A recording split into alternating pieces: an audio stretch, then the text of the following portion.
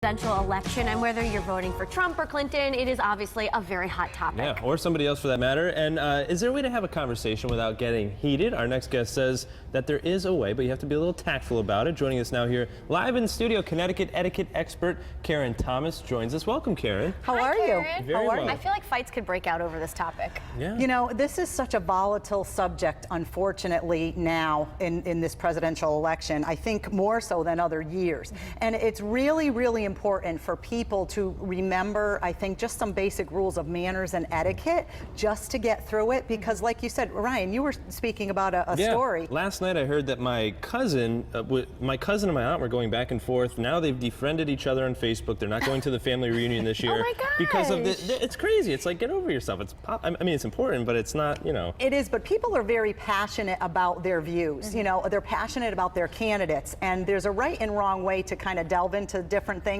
And I liken it to this. Teresa, I would never say to you, Teresa, how old are you? Teresa, how much do you weigh?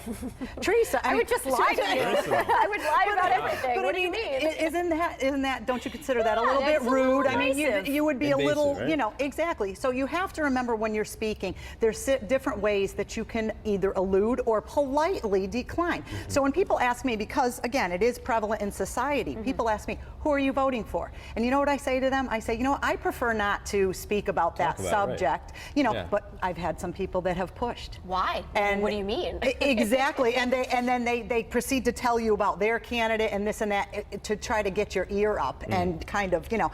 So I just kind of back off, and you know what I do is I change the subject. Yeah. I'll say, oh, you know what, How about Ryan? those Red Sox? Exactly. You know what? I love that tie you're wearing. You know, Right. and then if people proceed from there, you know, I just reiterate. But you know, then you should say, well, what's your social security number? Exactly. What's your home address? And you have your credit card? Right. You know, Birth certificate, please. Exactly. But I mean, I think if everybody remains calm and tries not to push their views on others, just remember these basic polite things such as that we'll all get through the season a lot more civilly. Now, how about on social media? Because a lot of the stuff that you see out there, is it from a reliable source, or is it just somebody's opinion out there? People are always throwing stuff around. Well, this is the problem, is that, again, being so passionate about each one of your candidates, I think it's great. We should have spirited discussions, but I don't feel that social media is really the place that you need to air your personal views in such a way that could be offensive to others. Right. And you just have to remember that when you're on social media, just as you would not post a picture that would be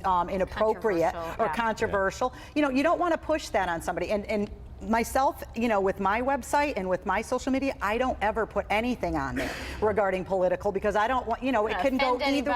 Exactly. And you just have to be very, very careful. So I tell people, if you are in a situation where, you know, this comes up, just tread lightly, be careful, and err on the side of being polite. Right. Well, they say when you first meet somebody, don't talk about politics and religion, because it can never end well. The first thing of etiquette is respect, and that goes along with, you don't talk about politics, religion, etiquette. Etiquette. No, sex, but you know, we things are of that talking nature. about etiquette. We are, yes. You know, never talk about etiquette. CTEtiquette.com. Karen, thank you so much for joining us. Thank you. Advice. All right, up next, it is Pinktober. We're going to tell you how you can get involved and help the fight against breast cancer when Style returns. We'll be right back.